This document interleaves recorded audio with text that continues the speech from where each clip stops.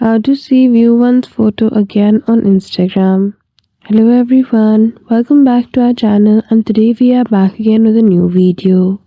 So without any delay, let's get into it. For that, firstly open Instagram application, go to the chat section. Now here I have received a view one's photo. When I click on it, it will not appear in my screen recording because of privacy issue. And when I try to take a screenshot of it, it will show this message, restricted for privacy and copyright.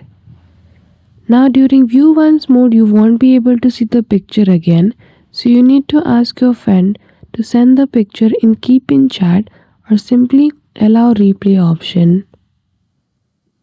So that's it. Now this photo will be able to view by the end of the person twice. So I hope you found this video helpful. If you did, don't forget to give it a thumbs up and subscribe to our channel for such tutorial. Thank you for watching till the end.